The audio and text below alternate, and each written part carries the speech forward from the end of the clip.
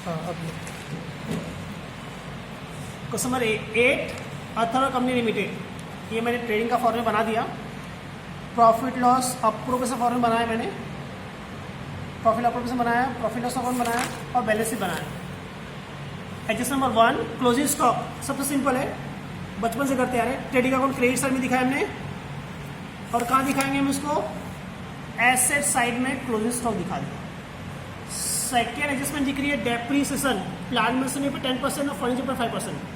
तो plant machinery पे 10% निकाला माइनस किया, फर्नीचर 5% निकाल माइनस किया, मतलब डेप्रिसिएशन की एडजस्टमेंट क्या है? एसेट से माइनस किया। अब कहाँ से होकर आ रहा है? प्रॉफिट और डेबिट साइड में डेप्रिसिएशन प्लांट मशीनरी का अमाउंट, डेप्रिसिएशन 14,60,000 रुपये वो लिखा मैंने, और फर्नीचर का लिखा 53,550, दोनों को प्लस किया, बाहर किया। अब third adjustment, reserve for doubtful debt is capped at 2% on debtors. ये परसेंटेज है, मतलब न्यू आरडीडी। क्या रूल है? डिडक्ट फ्रॉम डेटर्स और प्रॉफिट और debit side as per formula. Debtor से माइनस करेंगे तो डेटर्स का अमाउंट दिख रहा है 37,87,000। प्रॉफिट बैलेंस शीट में डेटर्स 37,87,000। अब इसका न्यू बैड डेट नहीं है, अमाउंट में कुछ दिया नहीं, तो डैश कर न्यू बैड डेट मैंने। अब इस पे निकालेंगे कितना परसेंट? 2%। 37,87,000 2%, 75,740 माइनस करते इसको,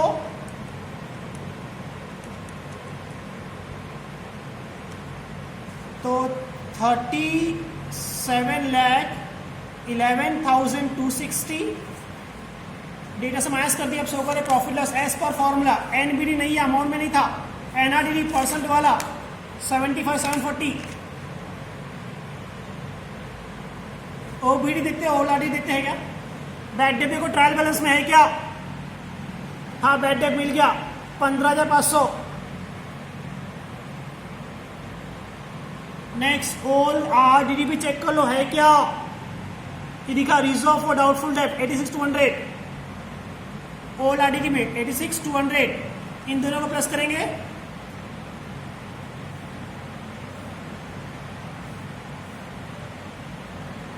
$91,240।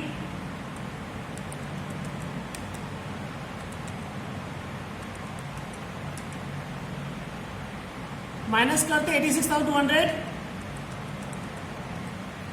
5,040। Next adjustment number 4, interest debenture 14% per annum due for whole year, पूरे एक साल का बोला है।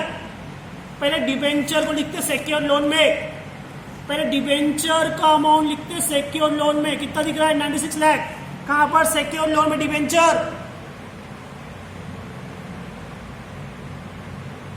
96 लाख, पूरा अमाउंट बाहर। इस पर निकाला कितना परसेंटेज? 14%। 96 लाख का 14%, 13,44,000। पूरा होल ईयर बोला है क्लियर, मतलब हमने कुछ भी पेड नहीं किया है। तो एंट्री क्या होगी? प्रॉफिट और debit side to interest on debenture.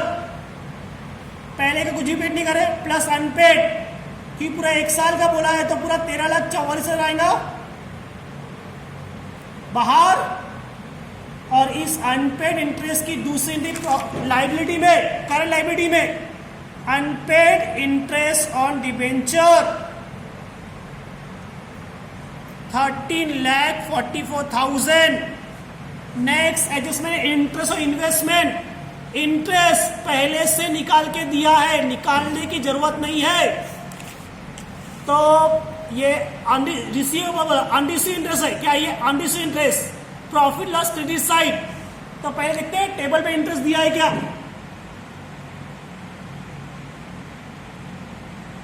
नहीं दिख रहा है, फिर से एक बार चेक करते हैं। नहीं है।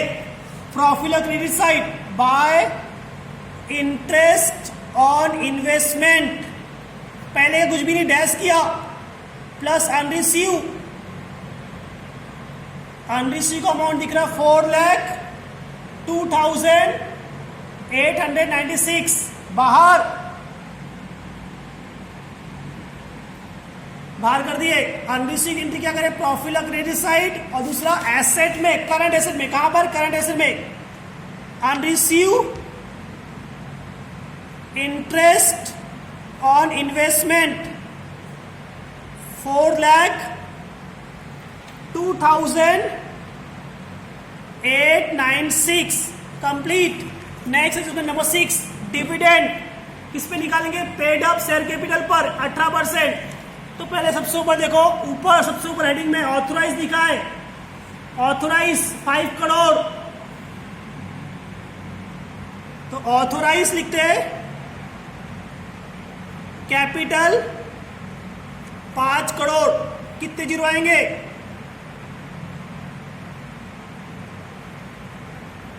7 जीरो। यूनिट 10, 100,000, 10,000 लाख, 10 लाख करोड़, 5 करोड़। इसको लिख के बंद कर देना, क्लोज। टेबल अब ढूंढते टेबल में कहां है शेयर कैपिटल। इक्विटी शेयर दिख रहा है आपको 1 करोड़ 50 लाख, वही है इशूड कॉल्ड अप।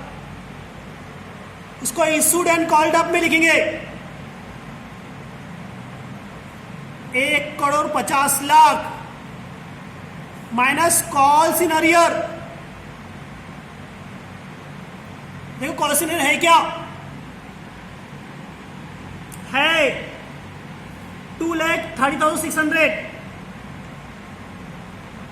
माइनस करो 1 करोड़ 50 लाख में से।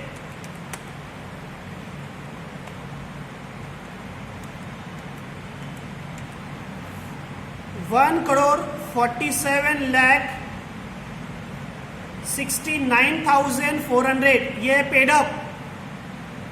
इस पे निकालना है कितना परसेंट है? 18%। ये डिविडेंड है। डिविडेंड एंट्री कहाँ होती है? Appropriation debit side, liability side. कहाँ होती है dividend entry? Appropriation debit side, liability side. तो ये अप्रोप्रिएशन दिख रहा है to provision for dividend.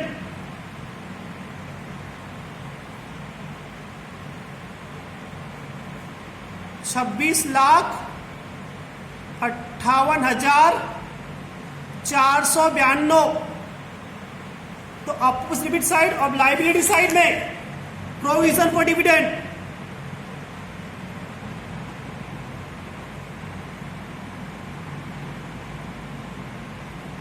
$26,58,492। Next दिया है प्रोविजन फॉर टैक्स। सबसे सिंपल एडजस्टमेंट है प्रोविजन फॉर टैक्स। कहाँ होता है? प्रॉफिट और डेबिट साइड। तो लिखा मैंने प्रॉफिट और debit side provision for tax 10 lakh रुपए। ये प्रोविजन है, मतलब लायबिलिटी साइड में लिखा है प्रोविजन फॉर टैक्स 10 लाख रुपए। इस प्रकार एडजस्टमेंट कंप्लीट।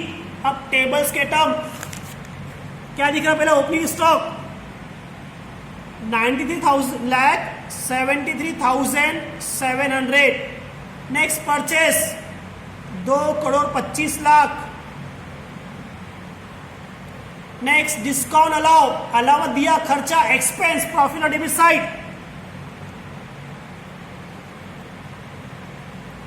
डिस्काउंट 64,400। सैलरी भी ऑफिस का टर्म है।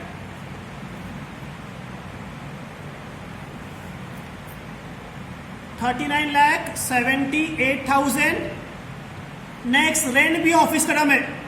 रेंट भी ऑफिस में ही आता है। 1,48,000। जनरल एक्सपेंस ऑफिस का टर्म है, प्रॉफिट लॉस में आएगा।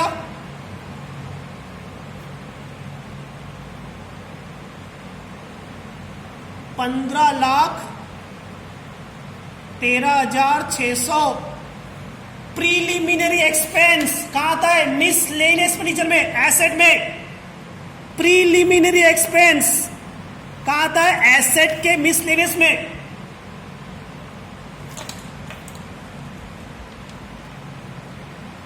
$10,16,000। नेक्स्ट डेटर हो गया, प्लांट मशीनरी कर लिया, furniture. Cash in hand current assets, cash in hand 45,38,400। Bad debt हो गया, कॉस्ट हो गया। इन्वेस्टमेंट में आता है investment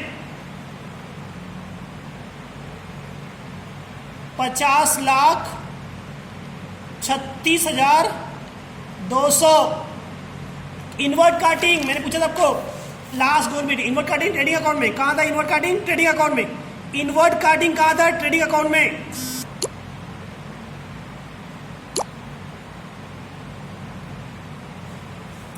₹1,00,000 sales, sorry freight on sale profit loss में आता है। Freight on sale profit loss. Next sale दिया है 4,25,00,000 प्रॉफिट लॉस, ये अप्रोप्रिएशन ओपनिंग बैलेंस है 4,62,200। डिबेंचर लिख दिया हमने, हाँ लिख दिया डिबेंचर। क्रेडिटर करंट लायबिलिटी में, क्रेडिटर करंट लायबिलिटी में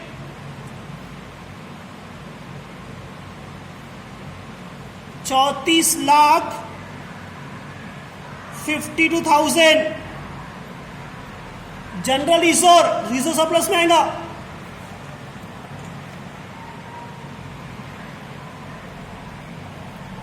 16,26,000।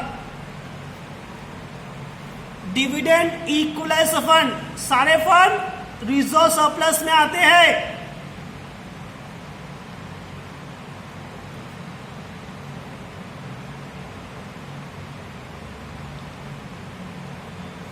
कितना अमाउंट दिखा? 2,50,000 रुपए। इक्विटी हो गया, डाउटफुल लेटर। शेयर प्रीमियम भी रिजर्व सरप्लस में ही आता है। शेयर प्रीमियम भी कहा था? रिजर्व सरप्लस में। लास्ट पॉइंट है शेयर प्रीमियम।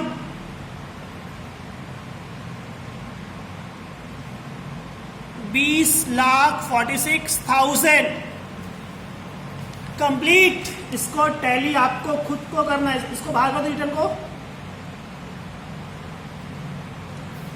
रिटर्न नहीं है डैश के बाहर। 4,25,00,000